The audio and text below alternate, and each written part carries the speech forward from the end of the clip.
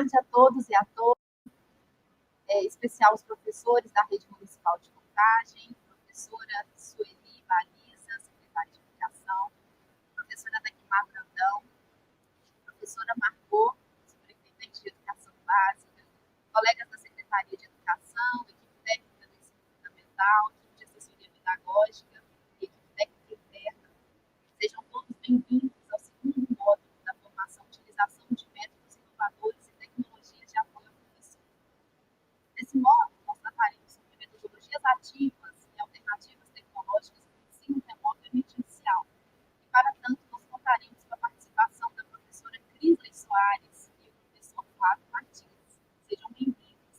A professora Crisley, ela é doutoranda pelo Cefet em Estudos de Linguagem, mestrado em Educação e graduação em Pedagogia pelo UFMG. Seja muito bem-vinda, Crisley. Queria agradecer aqui também a professora Gláucia Rosa, que intermediou aí o nosso contato. Obrigada, professora Gláucia. Seja bem-vinda, Crisley. Para esse encontro de hoje... Obrigada. Nós teremos o professor Flávio Martins. O professor Flávio, ele vem acompanhando a formação. O professor Flávio, ele é mestrando em Educação Tecnológica e Sociedade pela FAI-UFMG, ele é especialista em ensino de língua inglesa e é especialista em ensino de línguas, mediado por computador. Seja muito bem-vindo, Flávio. Obrigado. Para coordenar o módulo, nós contaremos com a participação do professor Washington Gomes da Miranda. O Washington, ele é mestre em Linguística de Língua Portuguesa pela PUC, ele é psicopedagogo clínico e institucional pelo UniBH e é graduado em Letras pela PUC. Ele é assessor pedagógico da SEDU, que trabalha na diretoria do ensino fundamental. Seja muito bem-vindo, Washington. Obrigada aí pela parceria e o apoio de sempre. Obrigado, Cris. Boa tarde, pessoal. Boa tarde. Para o início da nossa tarde, então, eu convido a professora Crisley para conversar com a gente sobre metodologias ativas. Seja muito bem-vinda, Crisley, um prazer tê-la conosco. Obrigada, Cristiana. Obrigado, Washington, Flávio, beijo especial para a Cláudia, uma colega muito querida. Vocês me escutam bem? Então, pessoal, primeiro eu quero agradecer, a oportunidade de estar aqui. Eu sempre falo que, quando me chamam para falar, eu falo que o importante é o diálogo, uma troca, e à medida que a gente vai falando, a gente vai aprendendo também. Então, como ela me apresentou, a minha formação é em pedagogia, com mestrado e doutorado em estudos de linguagens, e eu sou também professora na Rede Municipal de Belo Horizonte. Então, eu falo também desse lugar de professora da educação básica. Eu queria, então, dizer primeiro que quando a gente fala de metodologias ativas, e cada vez a gente tem vivido mais isso... gente, só um minutinho, parece que está travando aqui. Qualquer coisa eu posso mudar a internet, aí se vocês puderem me dar um toque, por favor...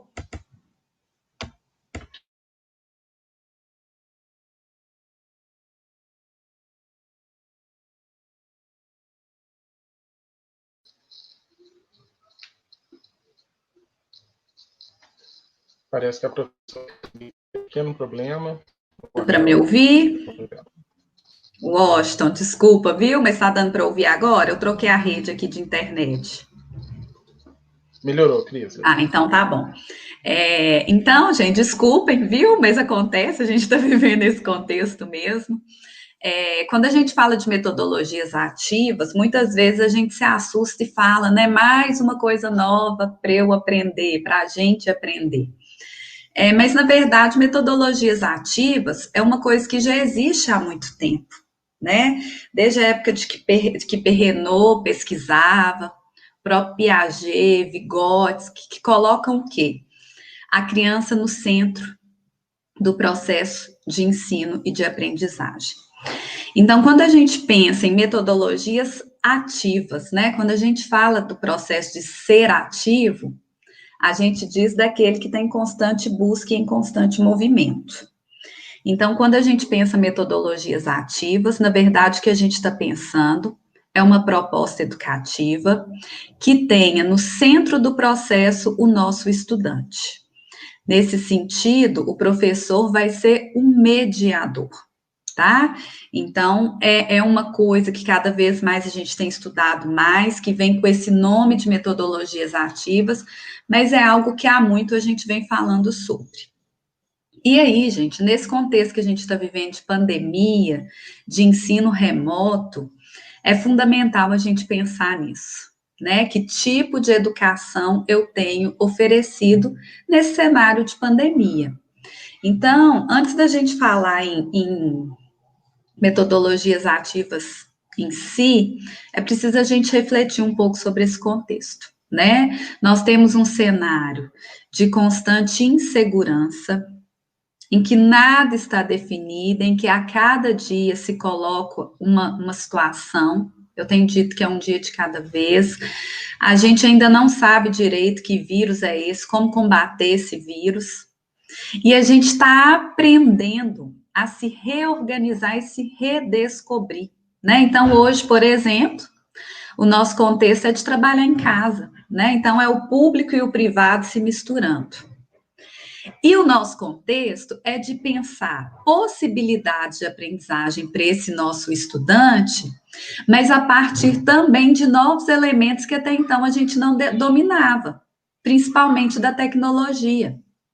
E se a gente pensa nos nossos estudantes, para eles também é um novo cenário. A escola se fazia presente todo dia e eles sentem falta da escola.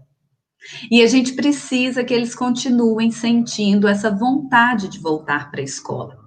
Então, o primeiro ponto que a gente precisa pensar é esse. O Antônio Novo fala uma coisa que eu gosto muito, que é, a gente está em evidência, gente. Nesse cenário de pandemia, o professor está em evidência. Então, é o momento de a gente, de fato, mostrar para as pessoas quem somos, no sentido de valorização, né? A gente é sempre tão desvalorizado socialmente, culturalmente, e aí é um momento que a gente precisa apresentar práticas significativas para que as pessoas reconheçam e valorizem o papel que a gente tem enquanto professor. Nesse processo, a gente precisa pensar nas metodologias ativas. Metodologias ativas não é necessariamente o computador, por exemplo, porque muitas vezes a gente fala metodologias ativas tecnologia.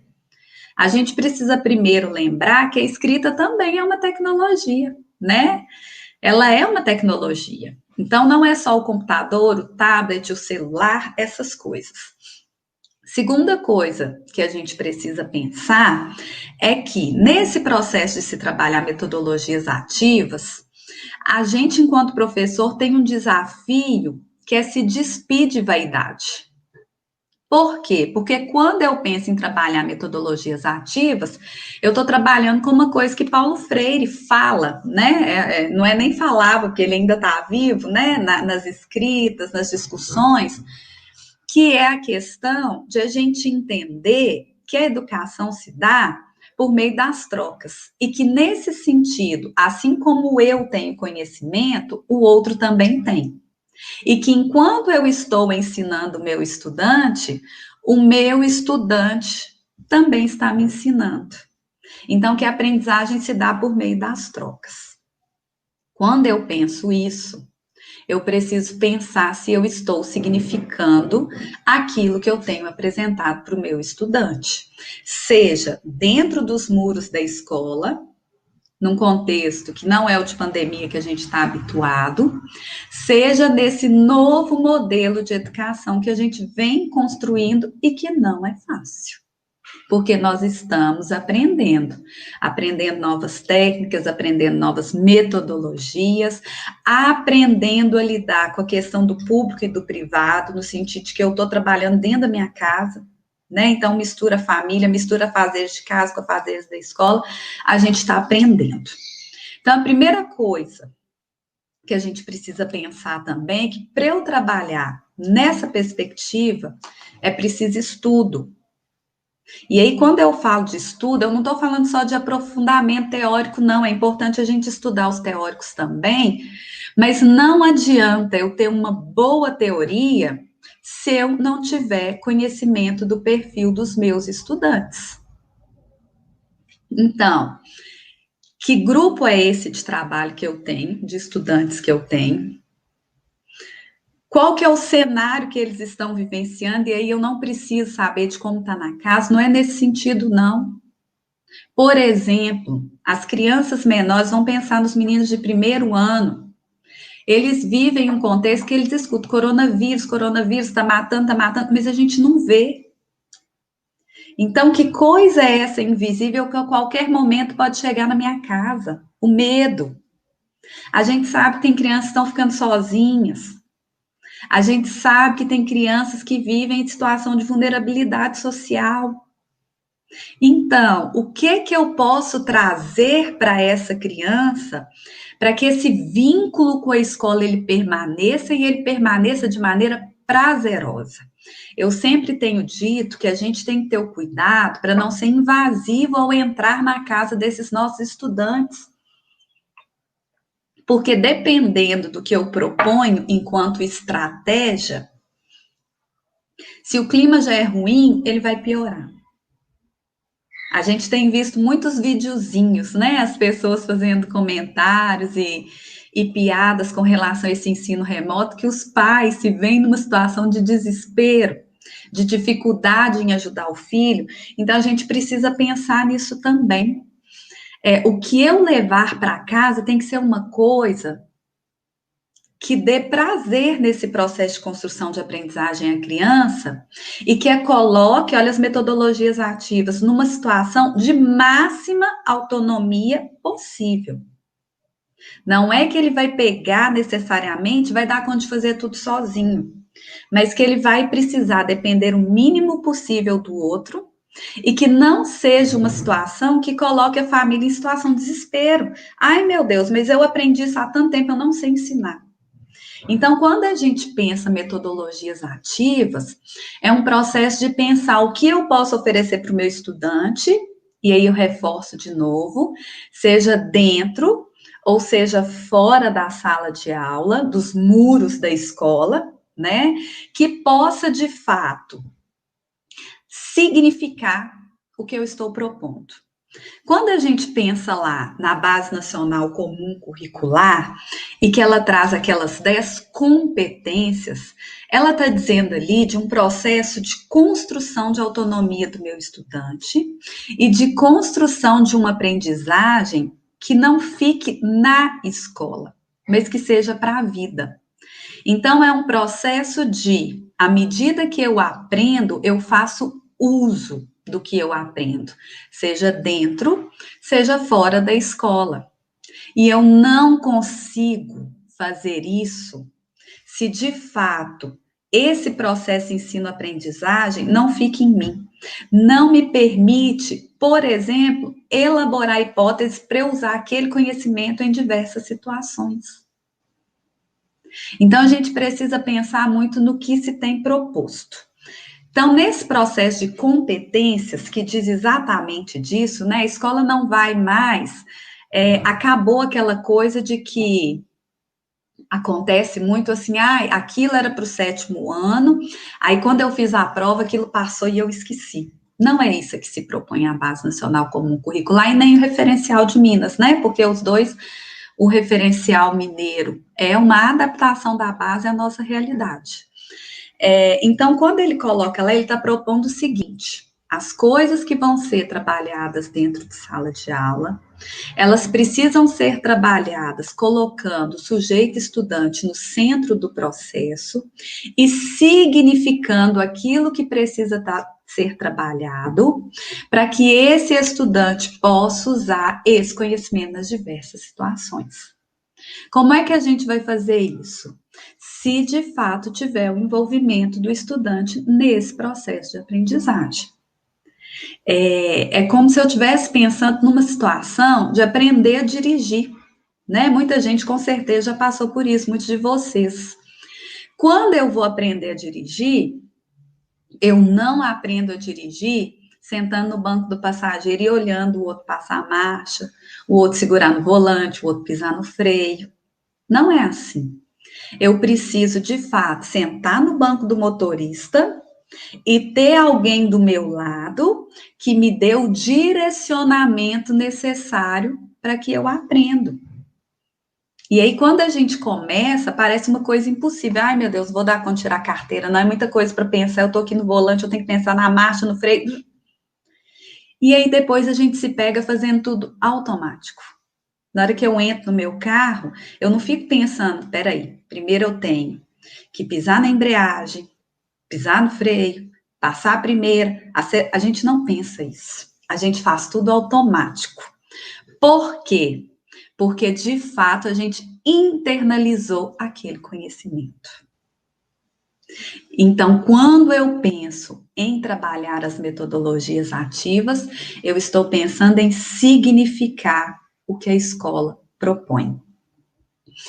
Tem várias pesquisas sobre esse processo de aprendizagem, e aqui, gente, eu estou pegando uma colinha que eu não estou compartilhando com vocês, não, mas são algumas coisas, alguns dados, né, que não dá para a gente gravar em termos de porcentagem, mas tem alguns teóricos, alguns pesquisadores, um deles é o Glasser, que diz o seguinte, que nesse modelo tradicional de ensino, a criança aprende muito mais, e aí a criança, o adolescente, nós também, né? Eu falei criança, mas aquele que está aprendendo, ele aprende muito mais no processo de aprendizagem ativa que no processo de aprendizagem passiva.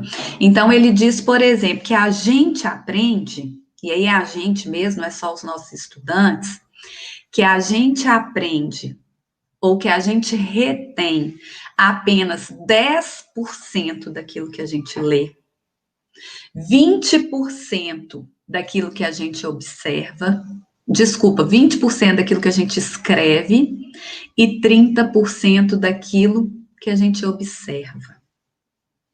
Então, é muito pouco. Eu preciso, de fato, ter experiências que me levem a conhecer e a internalizar melhor aquele objeto de conhecimento. Olha só, 50% quando eu vejo e quando eu escuto. Olha como é que já aumenta. Por exemplo, uma televisão. Assistir alguma coisa na televisão. Mas olha como é que muda. 70% quando eu discuto, 80% quando eu pratico e 95% quando eu ensino. Olha para vocês verem, gente, enquanto 10% ao ler, 20% ao escrever, 80% quando eu pratico e 95% quando eu ensino. É muita coisa, é muita coisa. Então, gente, trabalhar metodologias ativas não é um processo fácil e não é um processo possível se eu me coloco o tempo inteiro como centro desse processo, eu, professor. É preciso me despir dessa vaidade e entender que a aprendizagem se dá na troca e valorizar o potencial que as crianças e os adolescentes têm. É preciso eu conhecer a realidade, o perfil desse meu estudante. Então, por exemplo, primeiro ano é uma realidade de menor autonomia, de mais dependência. Se eu penso lá no quinto ano, eu penso que quinto ano já tem mais autonomia. Então, o que eu posso fazer com isso? Por quê? Vou falar de novo. Porque a gente precisa fazer com que eles continuem tendo vínculo e desejo pela escola. E não é porque a gente está num contexto de pandemia, de ensino remoto, que a gente vai oferecer qualquer coisa para eles só para dizer que eles estão tendo a aula, que eles estão tendo tempos de aprendizagem da escola. É preciso significar isso.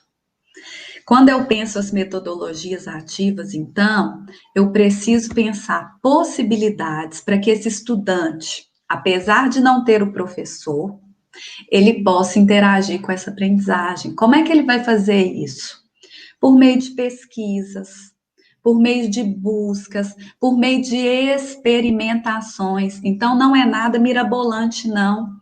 Mas quando eu coloco lá, por exemplo, uma atividade que eu dou uma cantiga, e que aí eu viro para o menino e falo assim, agora canta sozinho, né? Pensando nos pequenos. Tenta achar o que combina, o que rima nessa palavra. Tá vendo? O lúdico está presente e ao mesmo tempo ele está buscando conhecimento. Não é uma coisa dada, uma coisa pronta que ele só vai copiar. Nesse sentido, é uma coisa que eu queria chamar a atenção aqui. No processo de construção de conhecimento, eu coloquei uma pergunta assim: o que estamos valorizando? Pensar isso é fundamental para eu oferecer a prática. Eu estou valorizando a memorização ou eu estou valorizando a produção de conhecimento?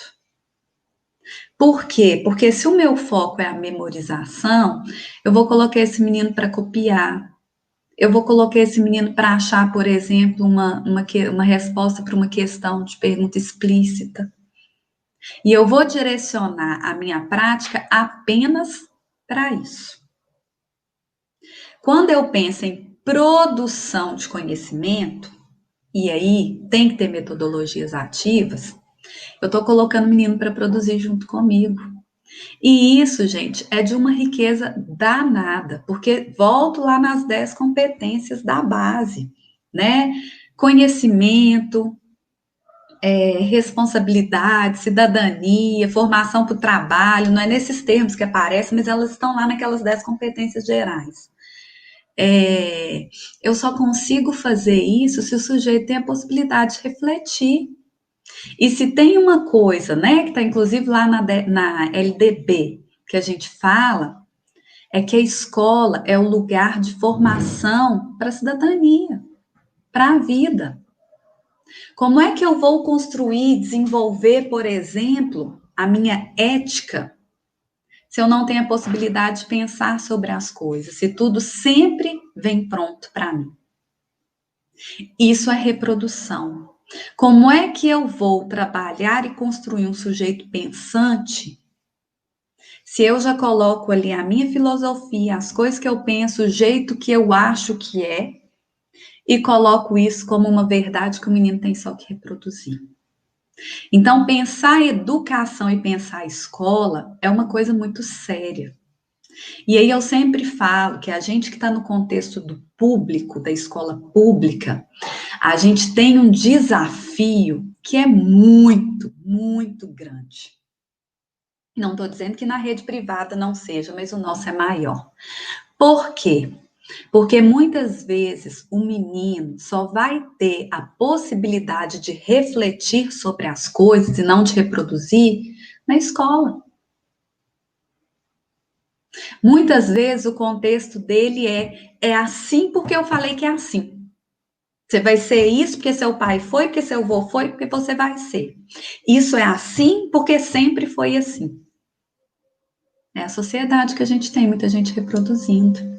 Então, o lugar que ele vai poder pensar sobre tudo que ele vive, sobre tudo que falam para ele, até para construir seu próprio posicionamento, ainda que seja o mesmo do pai, por exemplo, mas que ele teve a possibilidade de pensar para chegar à conclusão de que isso era o melhor, é na escola. Às vezes, o único lugar de socialização de qualidade para a produção de conhecimento que ele vai ter é na escola. A possibilidade de transformação que ele vai ser na escola. Mas a gente só consegue isso se a gente dá a esses estudantes a oportunidade de experimentar. Eu sempre falo muito assim, que tem uma coisa que me incomoda muito, que é a transição da educação infantil para o ensino fundamental. Muitas vezes, o menino sai da educação infantil e vai para o ensino fundamental, em menos de 2 meses de férias, a gente acha que o menino cresceu e já virou um adulto em miniatura. Aí, tudo que ele viveu lá na educação infantil, de brincadeira, de explorar, de experimentar, de trabalhar em grupo, a gente corta quando chega no primeiro ano do ensino fundamental.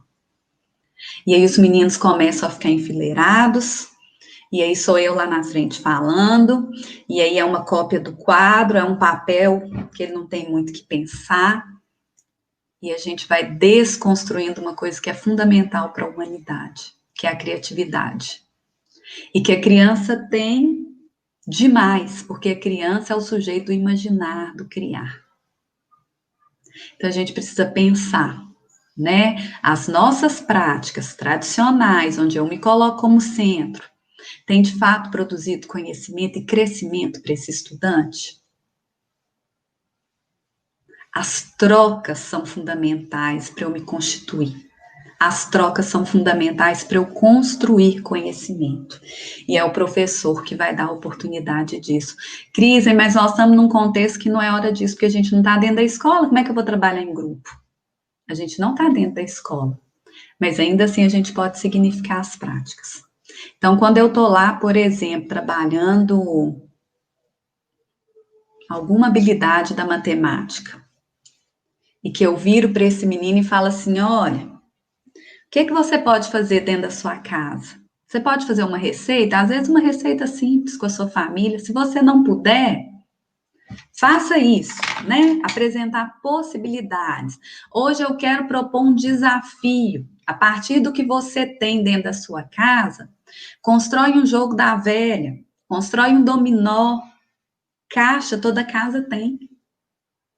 Pode ser que a família não vai ajudar? Pode. Mas também vai ter família que não vai ajudar se eu der uma folha para o menino responder. Então, a essas coisas a gente está suscetível, né? Mas eu preciso pensar a partir desse perfil desse menino, o que eu posso fazer? Eu posso dar para um adolescente uma pesquisa, porque uma coisa que eu sempre falo, às vezes a gente fala assim, gente, mas os meninos sabem disso melhor do que a gente. Os meninos nasceram nativos digitais. Mentira. O menino sabe pôr o dedinho quando nasce, né? A gente fala, já nasce colocando o dedinho, mexendo no celular. É verdade, mas eles não sabem como utilizar, no sentido de conhecimento, essa tecnologia.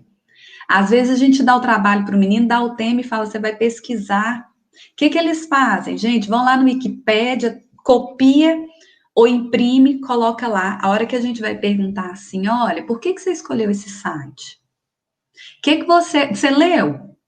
O que você trouxe para mim de pesquisa? Às vezes, professora, eu não sei, eu só achei lá, recortei, trouxe. Ou imprimi, trouxe, copiei, trouxe. Eles não sabem lidar com a tecnologia. E aí, gente, hoje eu estava até conversando com uma amiga, talvez ela esteja aí, não vou falar o nome dela, não, e a gente falando dos desafios desse contexto de educação remota, e ela falou assim, olha, agora eu tenho certeza que eu vou querer aposentar mesmo, porque essas coisas não são para mim. E aí eu respondi para ela assim, só que eu ainda tenho mais uns 15 anos pela frente de educação. Então, a mim, gente, não resta escolha. Eu não posso ignorar essas coisas. Eu preciso utilizar a tecnologia a meu favor. Então, eu, Cris, ainda tenho muito que buscar e aprender. E não dá para eu ser professor sem eu buscar constantemente conhecimento. Sabe por quê? Porque a gente lida com um sujeito que a cada tempo, eu ia falar a cada ano, né? Porque muitas vezes é a cada ano, eu posso trabalhar 10 anos, por exemplo, com o primeiro ano, que cada ano eu vou ter uma turma diferente. E à medida que a tecnologia chega, e articulando com a tecnologia, eu preciso me adaptar a ela. Por quê? Porque eu preciso oferecer o melhor para o meu estudante. E esse estudante, se eu penso que no processo de construção da aprendizagem eu preciso considerar as vivências e a bagagem que esse estudante traz, esse estudante é um sujeito que vai usar e que vai precisar disso na vida dele. Então, eu não posso fugir dessas coisas, tá? Então, a metodologia ativa, como eu disse lá no inicinho, né, que a gente fala esse nome e às vezes as pessoas descabelam, é uma coisa que requer o estudante no centro e que ela parte do princípio de que esse estudante deve aprender a partir da proposta de resolução de problemas. Então, eu coloco esse sujeito como protagonista, eu acredito num processo de ensino-aprendizagem, uma educação dialógica, como dizia Paulo Freire, né? E a aprendizagem, ela vai acontecer por meio de experimentos, por meio de investigações, por meio de criação de hipóteses. Às vezes a gente fala, é o projeto que a gente faz na educação infantil. Né? Que de repente os meninos estão lá fora e falam, professora, por que o céu tá cinza? E aí eu viro para ele e falo assim, eu não sei, vamos pesquisar quando que o céu fica cinza? É isso. Só que qual que é o problema? A gente acaba matando isso quando o menino vai para o ensino fundamental. Aí a gente vira e fala, o céu fica cinza porque as nuvens estão carregadas, vai chover. E é muito mais significativo quando eles começam nesse processo de investigação para a construção do conhecimento, tá? E aí, vocês conseguem perceber que nesse processo o professor é um mediador? Ele traz a situação, e aí é outra questão das metodologias ativas. Eu preciso ter um planejamento. Qual foi o problema de quando a gente quis, né, implementar a escola plural, a questão do construtivismo? É que não houve preparação. E muita gente entendeu que trabalhar o construtivismo era deixar o menino livre. Por quê? Porque o menino, a criança, o adolescente é o sujeito da aprendizagem. Se ele é o sujeito da aprendizagem, vamos colocar ele num ambiente, né, estimulante, que ele vai aprender. Mas não é essa a proposta. E nas metodologias ativas não é essa a proposta. A proposta é que o mediador, ele é fundamental no processo de aprendizagem. E como que ele vai fazer isso? Por meio de um bom planejamento, de uma boa organização metodológica. Então, ele tem que criar situações para estimular a descoberta e promover a descoberta, né, da aprendizagem, daquilo que se propõe. Por isso, inclusive, que hoje a gente não fala mais de conteúdos, mas de competências, que é ensinar a utilizar aquilo que se aprende na escola. E eu só consigo fazer isso se eu coloco o sujeito estudante no processo. E aí, gente, eu trouxe aqui, por exemplo, vou colar de novo, agora eu vou ler. As 10 competências da base, eu volto nela porque é uma coisa que a gente precisa, mesmo estando em contexto de ensino remoto, a base hoje é a nossa referência, né? Para a elaboração de uma proposta pedagógica. Então, olha só, conhecimento é a base de tudo, né? Pensamento científico, crítico, criativo.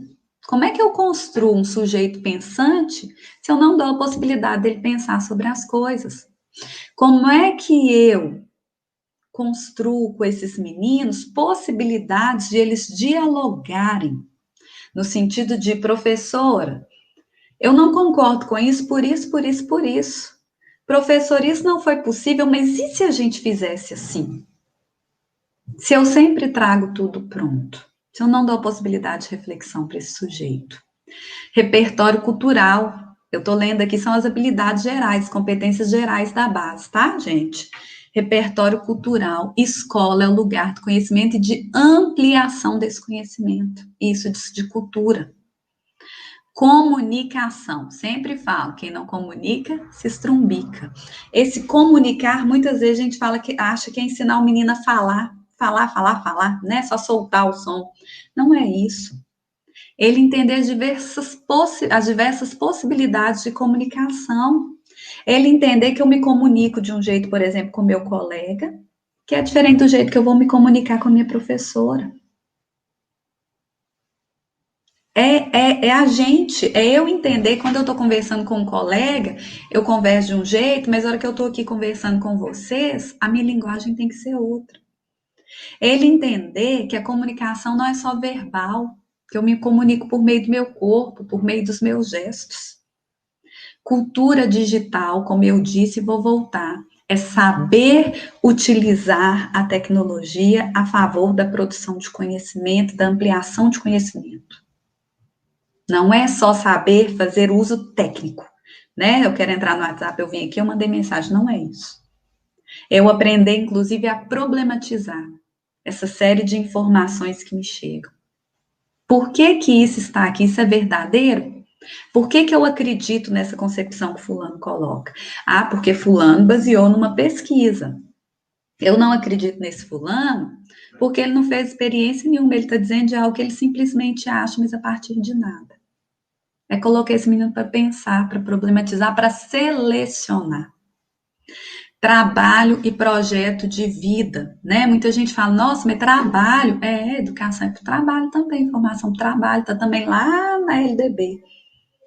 O que é isso? Coisas simples que muitas vezes a gente faz, e olha, gente, simples e que é metodologia ativa, porque está colocando o sujeito no centro.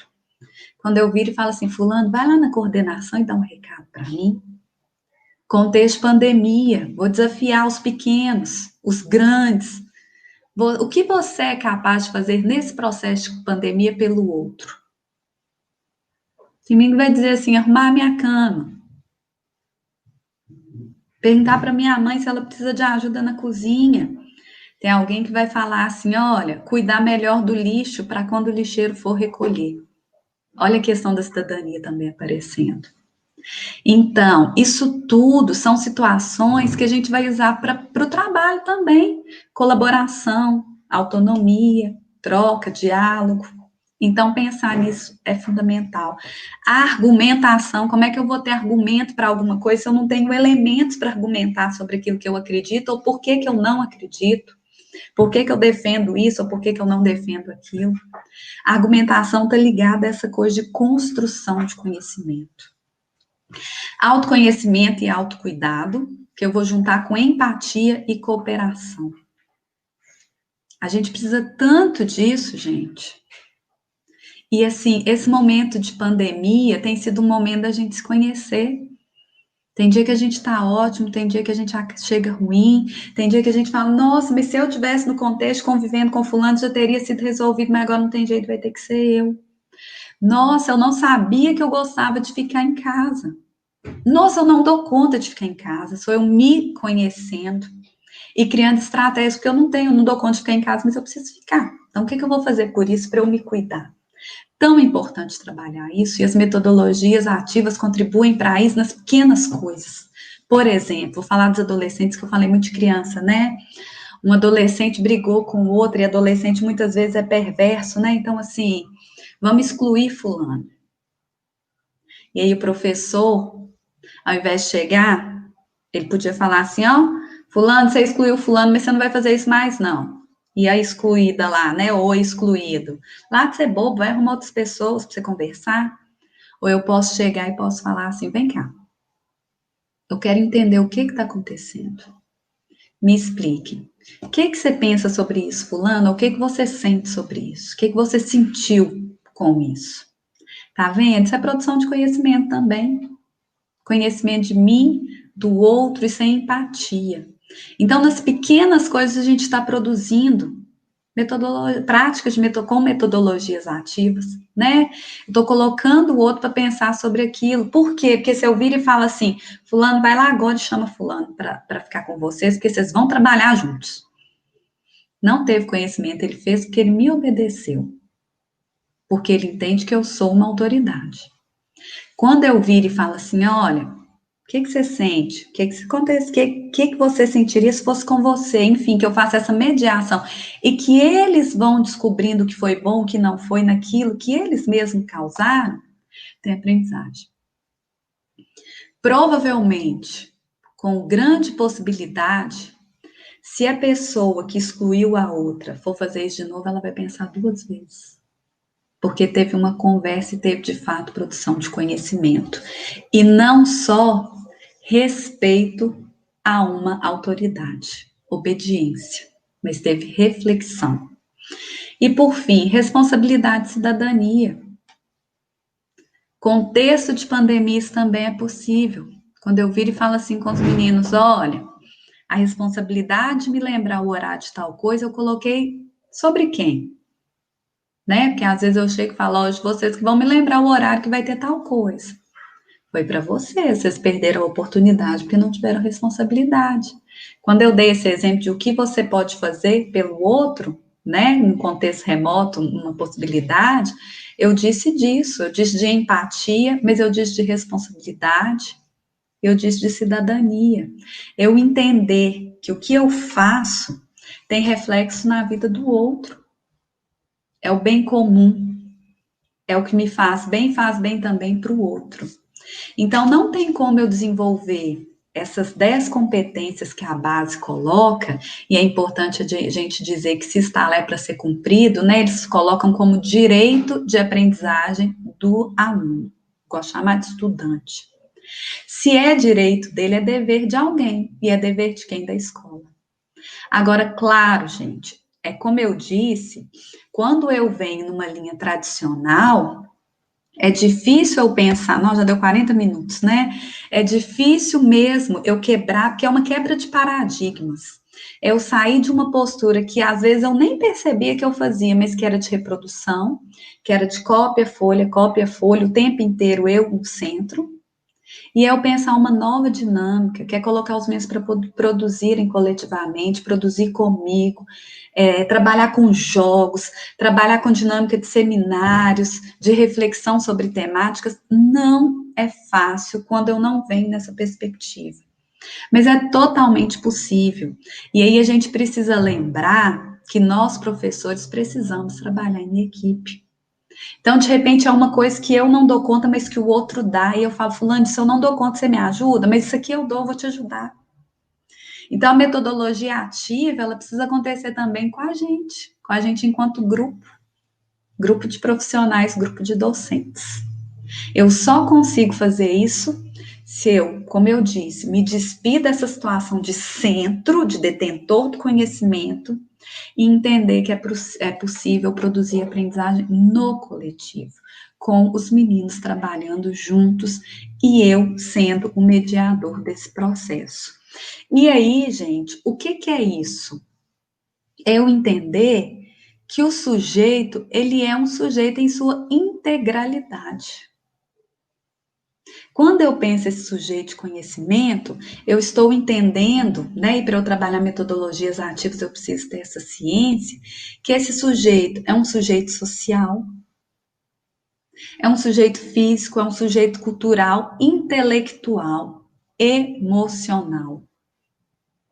A gente não é assim como eu disse?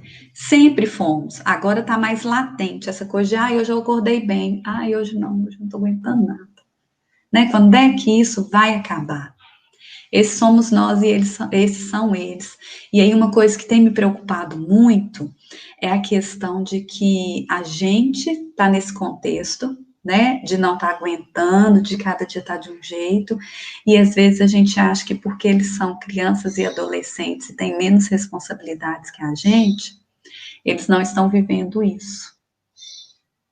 E eu tenho pensado muito que a gente precisa cuidar desses meninos, porque às vezes eu penso que para eles está pior do que com a gente.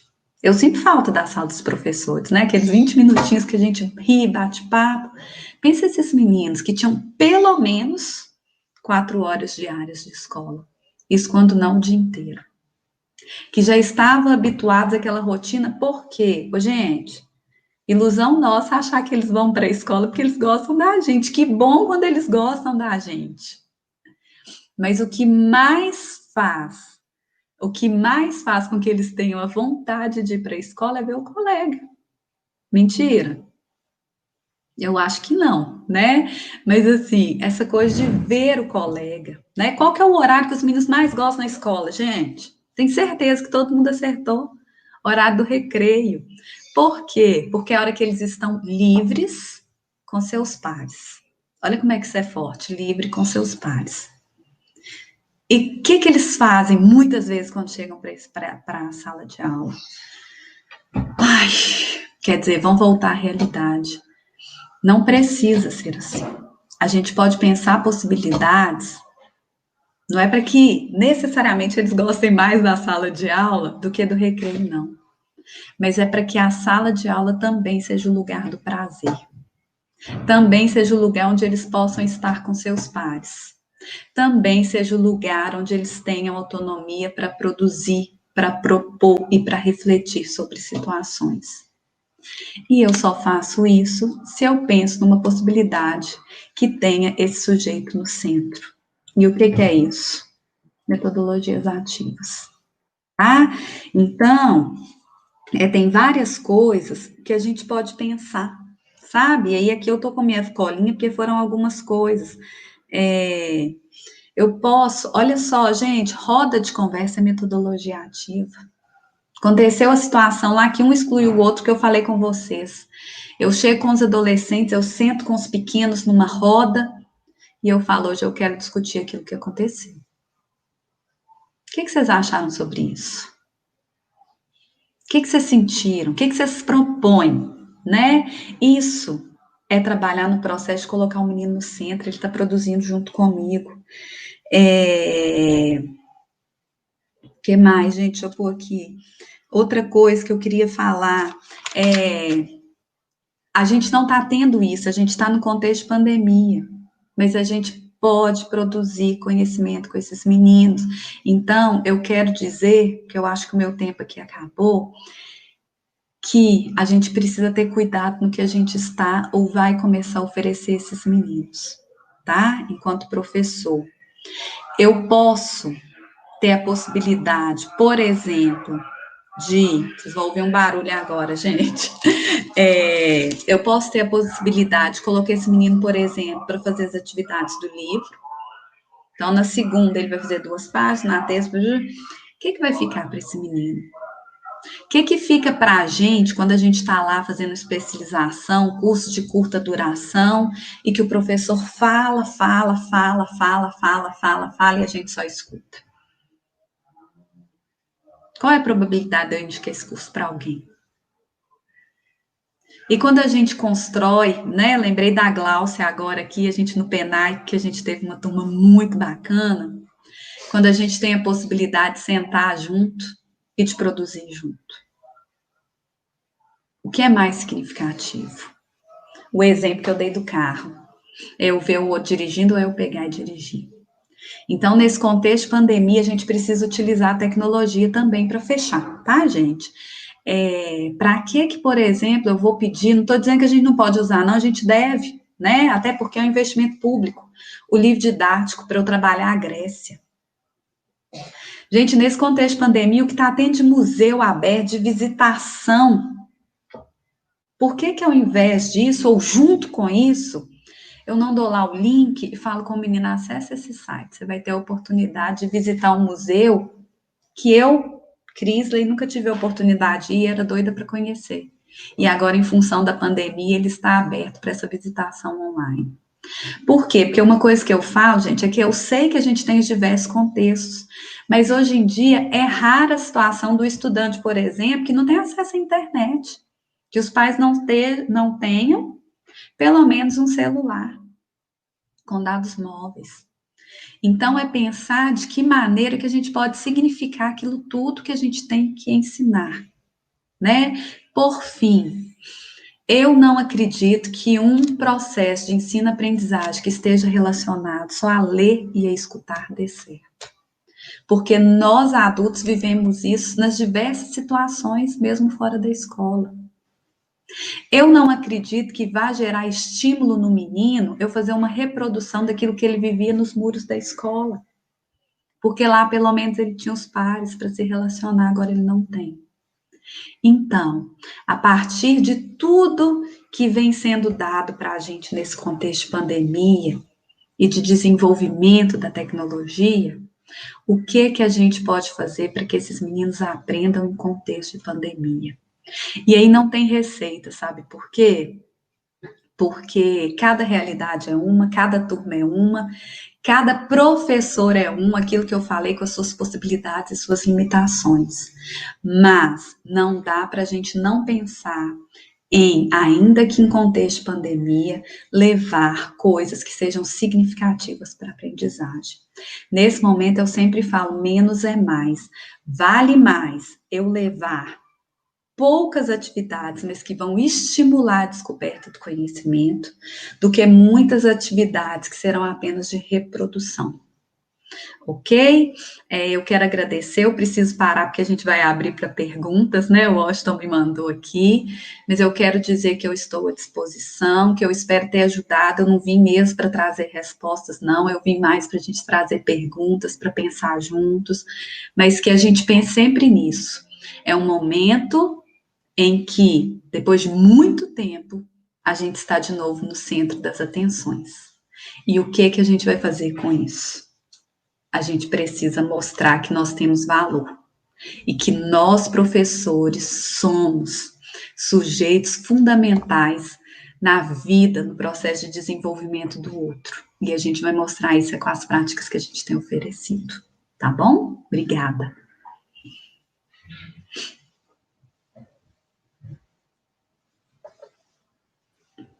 Crisley, muito obrigado pelas reflexões excelentes, tá? Tivemos vários comentários aqui no chat sobre as suas falas, como elas são pertinentes.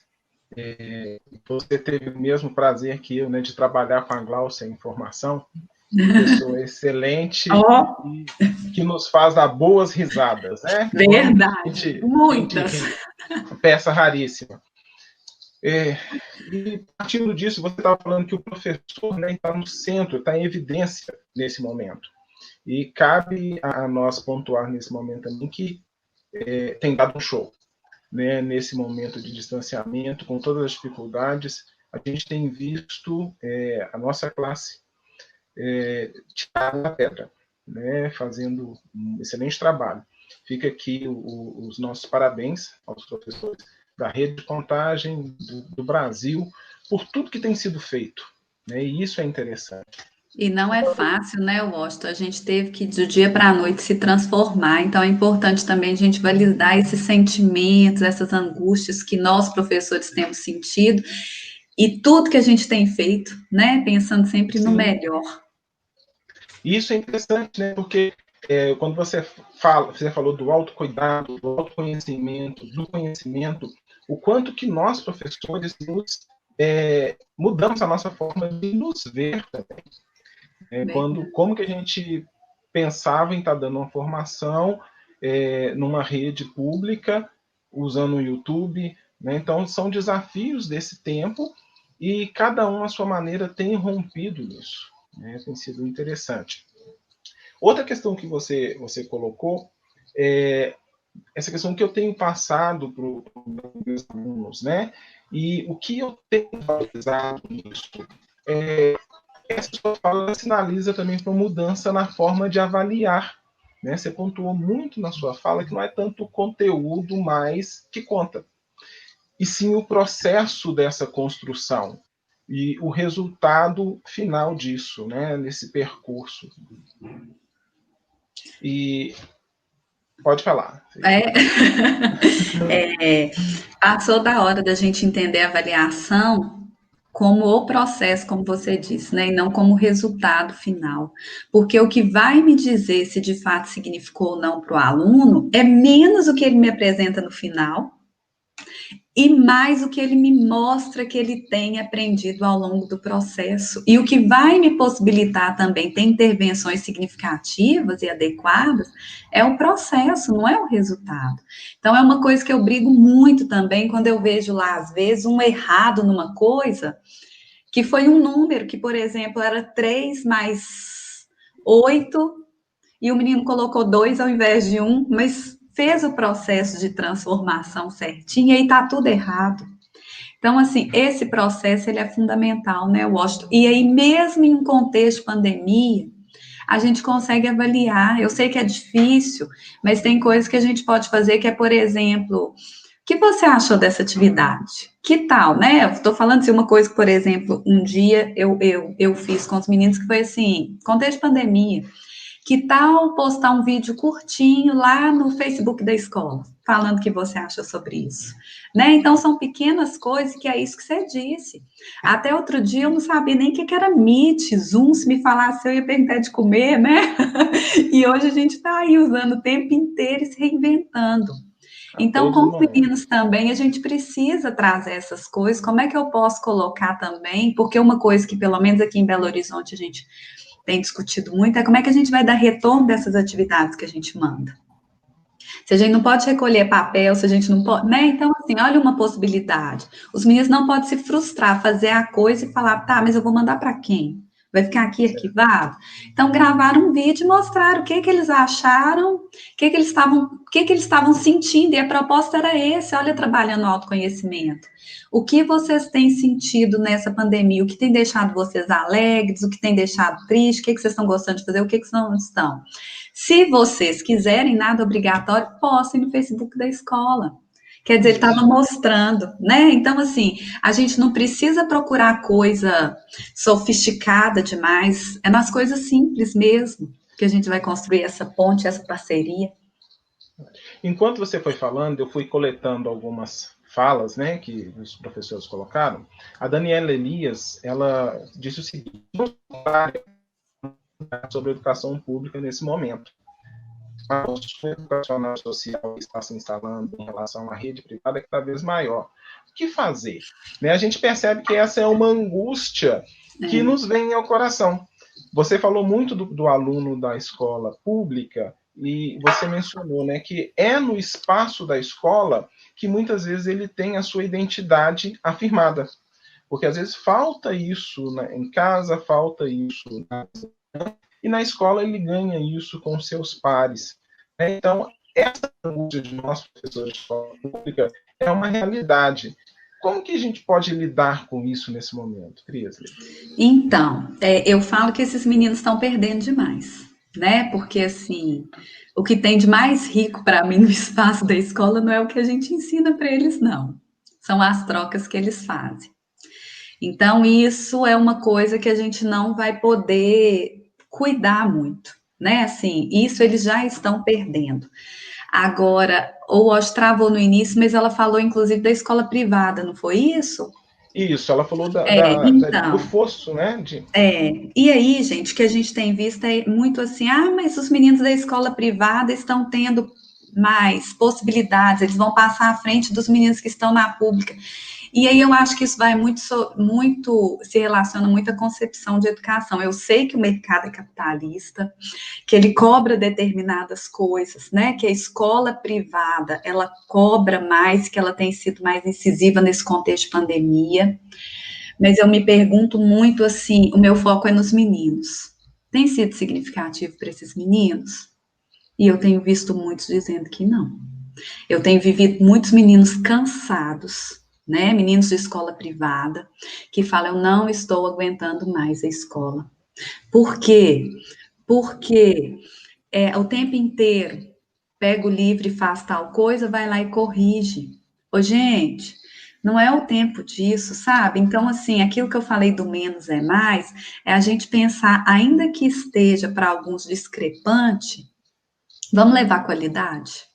Porque eu entendo, sabe? Eu entendo. Querendo ou não, a escola privada, ela é, ela é do mercado, ela precisa garantir os estudantes.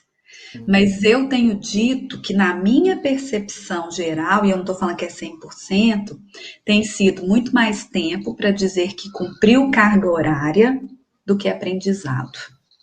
Então, eu acho que vale mais a gente ir com calma, pensar em práticas, porque aí tem outra situação, que não segreguem, o que segreguem menos possível. Porque outro dia eu estava até conversando com uma pessoa sobre isso. Os meninos estão tendo aula na rede privada, aula, né, com tela, diariamente. Tem menino que está fazendo sozinho, que está tendo que se virar. Poucos têm a ajuda da família. Muitos têm a família, mas a família não valoriza, porque às vezes a gente acha que é só no contexto do público que a gente tem a questão da violência, da desvalorização da criança, do adolescente, mas no privado também. Então, assim, eu tenho muita tranquilidade para dizer isso, assim, que eu estou preocupada menos com quantidade e mais com qualidade. E muitas vezes a gente não tem vivido isso na privada. E essa perspectiva sua do desejo dos alunos, né? A Sirlene Garcia até menciona a experiência dela, né? Ela, com certeza, as crianças estão sentindo muita falta da escola. Tem 2 filhos, um de 7 e 4 anos. percebo nas falas e comportamento deles em casa o quanto a escola faz falta. Né? E isso é real, É grande, triste, né? gente. E é triste, eu fico com pena. Outro dia eu estava falando, eu tenho 2 meninas, né? E aí, uma passando aqui, não era para passar agora para ouvir o que eu ia falar, mas assim, eu pensando comigo, eu falei, "Ô, gente, deve estar bom para esse menino, por mais seja bom ficar com a mãe dentro de casa, ficar só com a mãe é chato, porque os pais, né, os responsáveis, o que a gente tem a fazer geralmente é cobrar. A gente brinca, a gente vê uma coisa junto, a gente fala, mas a gente cobra o tempo inteiro. Então, a escola, eu penso que para esse meu espaço da liberdade. Ufa, né? Aqui eu posso ser algumas coisas que na minha casa eu não sou. Com os meus pais, posso falar coisas que eu só falaria com quem tem a minha idade. Com minha mãe, com meu pai, eu não tenho liberdade com quem está comigo. Então, assim, eles já estão sendo muito privados, muito privados. E aí a gente vai trazer mais horário. Eu não estou preocupada com o horário de aula, eu estou preocupada com a aprendizagem significativa. Então, assim, eu acho que uma coisa que a gente tem que fazer, sabe, Washington, é não ficar nessa comparação do público com o privado, no sentido de que eles estão tendo e os meninos do público estão tendo menos, mas que esse menos seja mais, como eu disse, que esse menos seja de qualidade a ponto de fato, ser significativo quando ele for para o ano que vem, porque ano perdido, a gente já está tendo nesse sentido de escola. Não é porque eles estão tendo todos os dias aula que eles estão aprendendo, não. Não é. Então, é a gente ter esse cuidado também, porque é um momento que é a saúde que está ditando as regras. Então, a educação vai caminhar atentando à saúde, mas ela vai promover, independente de carga horária, algo que seja de qualidade. Ótimo. Um ponto que você citou também foi a questão da empatia e cooperação entre os alunos. E você falou da sua saudade da sala dos professores. É interessante que, nesse momento, empatia e cooperação também se faz necessário nessa sala virtual de professores, né? Porque a gente está falando sobre a questão da... é mais importante do que a quantidade. E para a gente conseguir isso também, mais do que se faz necessário, interdisciplinaridade. Né? Que a atividade seja feita pensando várias áreas junto e construindo esse conhecimento junto, e que os professores avaliem esse processo também de forma conjunta. E foi ótimo você falar, porque é uma coisa que eu tinha que ter falado e não falei, né? Assim, um foco importante das metodologias ativas é eu pensar em interdisciplinaridade. Eu falei muito do professor trabalhar junto, mas assim, gente, pensa o menino, ele sai de uma aula de matemática, é o que eu tenho visto muito também na rede privada, né? Ele sai de matemática, vai para a aula de português, estudar outra coisa totalmente diferente do que ele estava estudando, que é 50 minutos, 40 minutos, seja lá o tempo que for. Sai para a ciência, vai para outra coisa. Né? Como eu disse, a tecnologia está aí e a gente está tendo tanta oportunidade de coisas que a gente pode ver e vivenciar e que antes a gente não tinha. E aí vamos pegar um tema comum, né? No início foi muito o Covid, mas eu acho que agora, assim, a gente ninguém aguenta, né? Cuidando disso, mas assim, a gente já está saturado, né? Mas assim, é ele. Mas vamos fazer uma coisa que seja assim, de fato, o menino perceba aquilo que ele estuda na escola, as diversas áreas de conhecimento dentro desse tema, é fundamental. E aí, outra coisa que você tocou é isso, né? É um momento que a gente tem que cobrar, porque afinal nós somos profissionais, então a gente tem que ser cobrado muito, mesmo. Mas a gente tem que ser, sobretudo, cuidado também, porque o momento para a gente também é muito difícil. Então, assim, esse coletivo é fundamental. Então, vai ter momento, assim, que vai ser menos de produção e muito mais de diálogo mesmo, né? Assim, lá na escola, às vezes, quando a gente tem reunião, a gente fica assim, ai, que delícia ver todo mundo, né? Não aguento mais. Então, assim, a gente se cuidar também, sabe? Enquanto grupo. Isso é fundamental até para a gente produzir boas práticas para os estudantes. Verdade. Porque é um momento único, né? Você falou da sua filha chegando aí, no outro encontro que nós tivemos, a menina do Flávio chegou, abraçou ele no meio da live. Aí, na hora que você teve o barulho do som que passou, a Débora, a Richelle, o carro de ovo sempre presente nas lives. Né? Nesse contexto de pandemia, tem que saber lidar com tudo isso. Verdade, né? Como que a gente tem que se reinventar? Porque o inesperado acontece nesse momento que É a gente está verdade. online. E a gente pensando em empatia, é engraçado, porque teve uma outra vez que foi um galo, sabe, gente? O galo ficou cantando. Aí uma amiga minha, que até teve com vocês, Ana Cristina, me Sim. mandou assim, e o galo no fundo? Aí eu mandei para ela exatamente isso. Eu falei, Ana, o galo foi bom, meu medo era passar o carro do ovo, e hoje passou o carro do Agora, ovo. Mas é fazendo bem... Ah, pode ir. pode falar, por favor. Não, eu ia falar que é bem essa coisa da gente se reinventar e a gente se permitir também algumas coisas, né? Igual agora eu tô aqui olhando para vocês, mas tem uma ali na minha frente tentando falar comigo, né? Assim, E é a isso. minha Aí, menina tá ali. Então, assim, a gente também vai se reinventando. Você fala, eu não posso, eu tô focada aqui, mas lá no fundo a casa tá ali. Então, é uma mistura muito doida, assim, que a gente também não tá acostumado e nem as famílias. Geralmente é assim, isso é da escola. Então, você fez lá na escola, ok.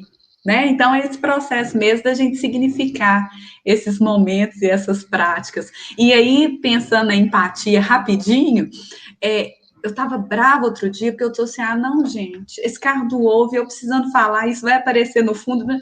Falei assim, nossa, mas que bom que ele tá tendo a Kombi dele para vender o ovo, porque nesse contexto, tanta gente passando necessidade. Não vou reclamar mais do moço do ovo, né? Vou agradecer porque ele tá tendo o emprego dele. Então, é esse turbilhão mesmo de emoções que a gente vai administrando, né? E, como é que eu falo? Ressignificando. isso. E a gente conduzindo já para a gente fechar, gostaria de uma consideração final sua sobre como você vê esse cenário pós-pandemia. Tudo isso que está vindo, esse recurso tecnológico, como que a gente pode pensar essa escola após esse momento? Né? O que você acha que permanece efetivamente, o que deve permanecer efetivamente, né? Porque às vezes a gente tem a dificuldade de recursos que a escola pública muitas vezes tem. Nós temos a realidade aqui em Contagem de escola que não pega sinal de internet, os alunos não têm. Mas como você vê esse cenário? Então, eu falo que nunca mais a escola vai ser a mesma, né, gente? Nunca mais, assim. E agora é a hora que, se a gente estava enrolando, essa semana teve até uma live com o Pacheco, né, que é o idealizador da Escola da Ponte, e aí ele estava bravo nesse dia, assim, dizendo, bravo, mas no sentido que me pôs para pensar muito, dizendo assim, que horas que a gente vai mudar essa escola que já era para ter mudado há muito tempo, as práticas não mudam. E aí ele chamou atenção, nós temos alunos do século XXI, com professores do século XX, e uma escola que é do século XIX. Né? O que está acontecendo que a gente não vai para frente? Então, gente, o momento, nem que seja na marra, mas ele chegou para a gente reinventar, né? E aí, claro, a gente tem o ponto positivo e o ponto negativo. Eu não acredito que quando voltar, a gente vai poder fazer tudo que a gente fazia, no sentido dos meninos poderem correr solto, chegar e abraçar a gente. Eu acredito que a gente ainda vai passar um período com muitos cuidados, né, com relação a essa aproximação ao outro, e essa é a parte ruim. Por outro lado, as nossas práticas não vão poder ser as mesmas mais, não. Né, só de reprodução. Não tem tecnologia, que é uma realidade que a gente da pública vive, nessa diversidade social, mas a gente tem outros recursos. Eu não preciso da tecnologia para eu promover um seminário, um momento de discussão sobre determinada temática. Então, assim, essa mudança não é só de uso da tecnologia, não, porque a tecnologia já está na escola há muito tempo e a gente não usa. A gente acha que usar um PowerPoint é utilizar a tecnologia, e não é, porque muitas vezes está no PowerPoint aquilo que eu escreveria no quadro. Então, foi só reprodução do meio com o qual eu ia transferir aquilo, né? Mas, de fato, a gente vai ter que ressignificar a prática pensando que, primeiro, eu não acredito, né, que a gente vai ter que correr com conteúdo, porque eu não acredito nisso. Não quero correr com conteúdo para o menino chegar lá na série tal. Não é isso. A gente vai ter que trabalhar para que tudo aquilo que não foi trabalhado, para que tudo aquilo que precisa ser trabalhado tenha significado. E aí, gente, eu não estou dizendo de correr com conteúdo, não, estou dizendo daquilo que você falou. Não dá mais para a gente ficar pensando sem pensar em interdisciplinaridade, sem pensar trocas entre os estudantes e entre os professores. Então, assim, eu vejo e eu espero muito que seremos uma classe mais unida no sentido de fazer junto e que a gente tenha maior consciência desse sujeito enquanto sujeito de aprendizagem que precisa estar inserido nesse processo como sujeito ativo, né? A metodologia ativa é isso, é colocar o sujeito como ativo. Então, assim, eu acho que a gente vai ter muita mudança, muitas para o bem e muitas para o mal, no sentido desse distanciamento, né? Mas fato é, não vai dar mais para a gente fazer aquilo que a gente fazia. Agora eu acho que vai mudar na marra. São muitas transformações para a gente. E eu acho, Washington, por fim, que é uma coisa importante, desculpa te atrapalhar. Tudo bem, fica à vontade. Inclusive, é uma riqueza que a gente da escola pública está tendo a possibilidade, que é de formação. A gente está tendo um tempo maior de formação. E aí a gente não pode desconsiderar isso. Por isso também eu acredito numa escola melhor no retorno, em função dessas oportunidades que a gente está tendo de troca. Isso é interessante, né? Porque a capacidade de se transformar de um professor, tem sido fantástica. Então, eu também acredito que voltaremos num cenário totalmente diferente e melhor do que aquele que deixamos para trás. Desafiador, né? Desafiador. Mas a educação é desafiadora, né? E o desafio é bom, é ele que faz a gente ir para frente, né? A gente está falando de metodologias ativas, é desafio. Nos impulsiona. Eu quero te agradecer, tá, por ter aceito o convite de estar conosco nessa tarde. Te agradecer pela explanação que você fez, por esse momento, né, também de diálogo. Muito obrigado, tá, por esse tempo que você disponibilizou para nós. Te agradeço em nome da professora Sueli, né, nossa secretária de Educação, a Dagmar, a Cristiana, que é a nossa diretora, a Margot. Obrigado, as portas de contagem estão abertas para você retornar outras vezes, tanto online, né, e presencial, quando retornarmos a esse tempo. Obrigada, viu, Washington? Eu quero agradecer também, né, de alguma maneira eu trabalhei com a Sueli, com a Dagmar, com a Maísa aqui em Belo Horizonte, dizer que eu estou à disposição, pedir desculpa por qualquer coisa, né? Eu estou sem acesso ao chat aqui, mas depois eu vou ver e o que precisar, viu? E se tiver alguma pergunta também para depois, eu estou à disposição. Obrigada e vou deixar o beijo para a Glaucia especial. Obrigado a vocês, viu? Boa tarde. Obrigada, para vocês também.